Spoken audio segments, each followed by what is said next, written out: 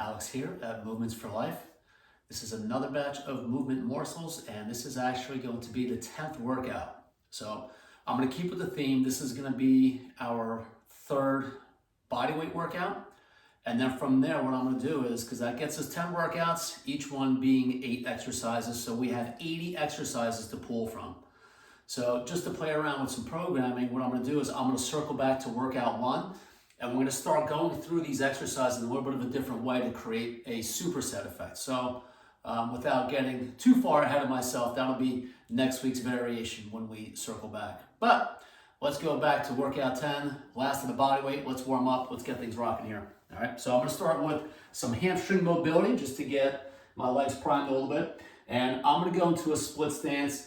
I'm not in this really big distance kind of lunge stance, all right? So I have my toe bisecting my front foot about halfway, all right? From there, I'm gonna put my hands on my hips, and I'm gonna be sitting back to my left leg, all right? So as I drive my hip backward, my pelvis is tipping forward, so I'm creating a nice arch, and I'm getting a nice gentle stretch from the top down of my hamstring towards my knee, all right? So this is a top down hamstring stretch versus a bottom up, which is more of a straight leg type of hamstring stretch. So this is very hip dominant. Just go through, do 10 on each side. These feel awesome. I'm just keeping my feet, both of them straight.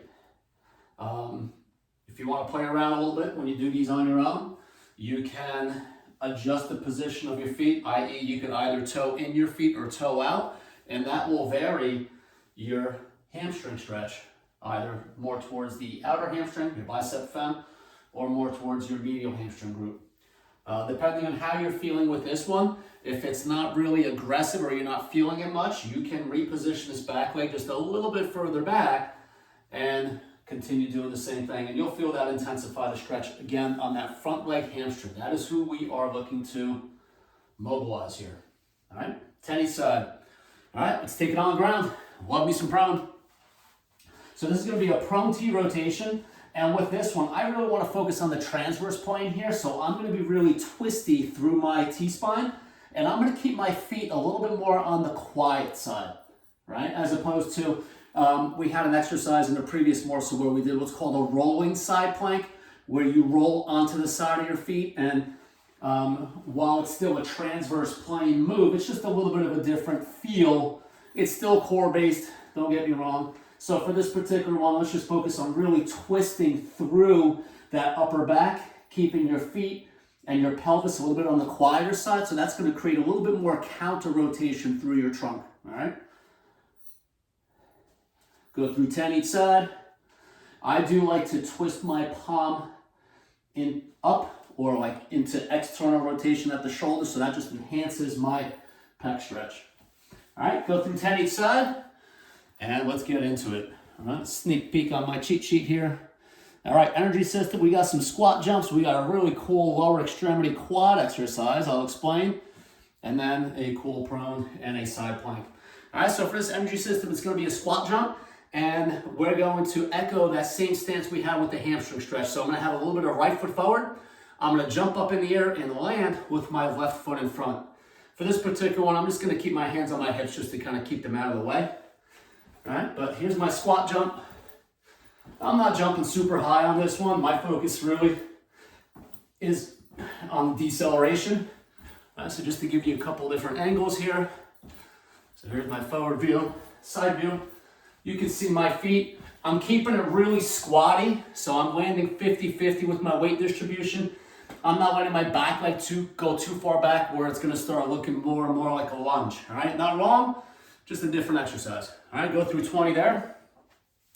And let's get into our eccentric quad in the kneeling position. So from here, ideally, I'm gonna have my toes pointed, plantar flexed. Some people have a difficult time with this as they start leaning back, where the feet start to cramp from being so plantar flexed. If that's you, you can then take the toes and dorsiflex, kind of tuck them underneath you, okay? But ideally, you do wanna get into this plantar flex posture. All right, with your hands right in front of you, I call this a sleepwalk position. And now from here, I'm going to rock or lean back at my knee joint. So you can see how I'm maintaining my torso in line with my thighs. So I'm staying hip tucked. I'm not bailing out at the low back. And my quads are slowly, eccentrically lengthening as I lower myself down. All right, so this arm position is going to act as a counterbalance. That's going to enable you to go back further. Notice it doesn't take much, but the further you go back, the more abdominals you're going to feel as well. So there's quite a bit of abdominal activity. If this is easy and you want to juice things up, the next level from here will be to take your arms and cross them on your chest. And that's going to take your arms and redistribute the weight of them, your center of gravity, if you will, by having it closer to your body as opposed to having that counterbalance with your arms out in front of you. You want to be a little bit more of a jerk to yourself? Arms can then go overhead. Stay here. Oh boy. Very tough.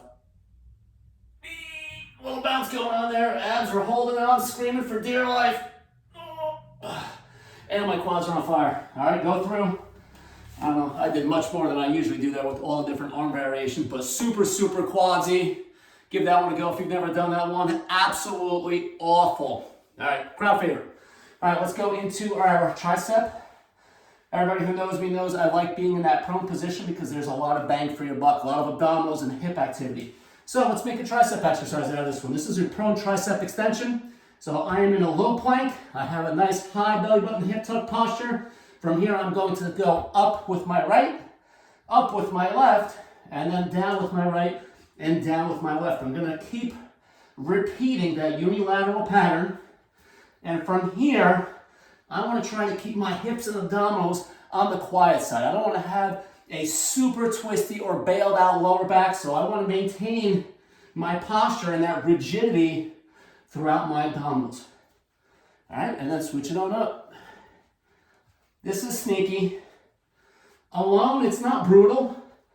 We pair this with some supersets, with some other tricep moves, and this gets really, really nasty in a really good way.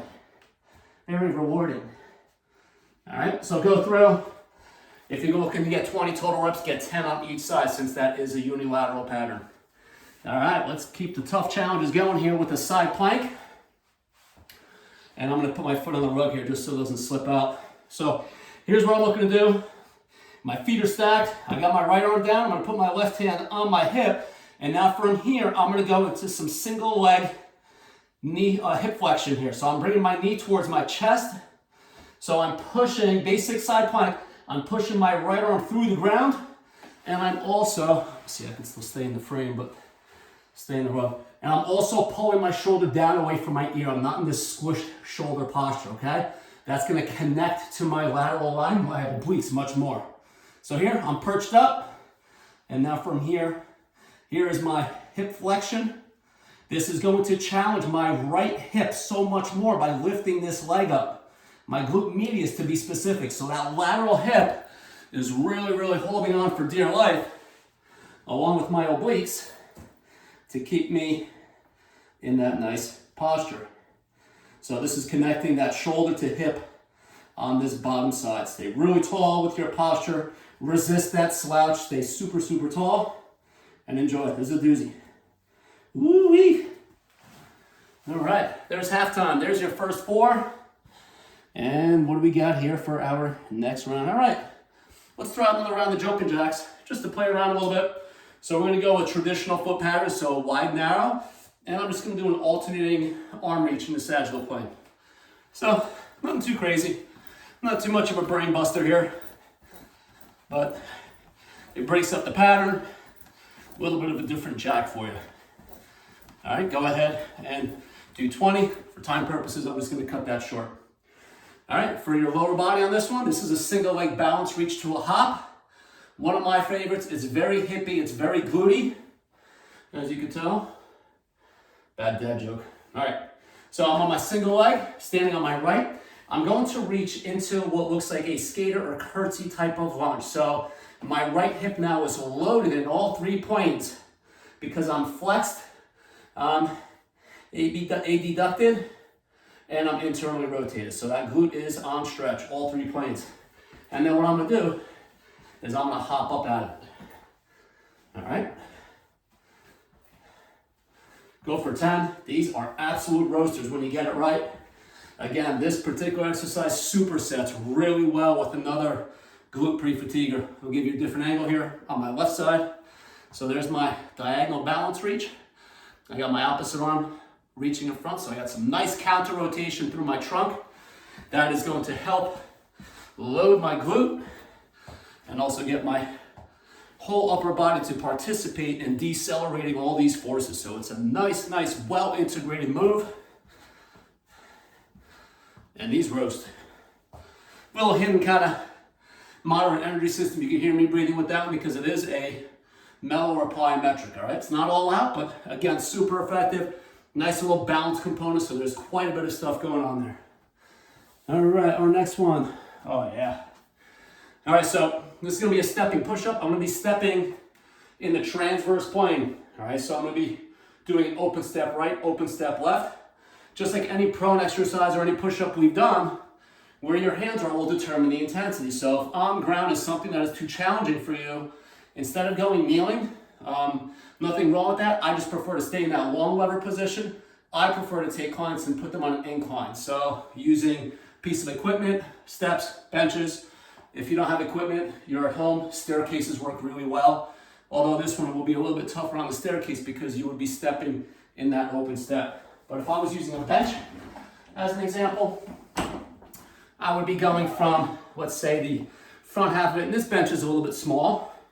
So open step right to then hands come back, starting position, and I'm gonna go open step left. All right, so I'll just do a couple here on the bench just to show you how I would use that to create that stepping push-up. All right, from the ground, same step. I'll be able to move through a slightly larger range here because I'm not restricted with the size of the step. So as I do my step and my push-up, I'm gonna allow my hip to twist and to shift in the opposite direction of the step. So just let that take place. Just like any other push-up, very scappy. So allowing my blades to mash together on the way down, and then I'm pushing through at the top to finish that push. All right? These are awesome. Absolutely love these. All right? And then last exercise, just in case you're not keeping track, we're gonna go to our core. I'm just gonna slide out my glute here a little bit because I'm gonna be in a reverse crunch variation. This is a whopper.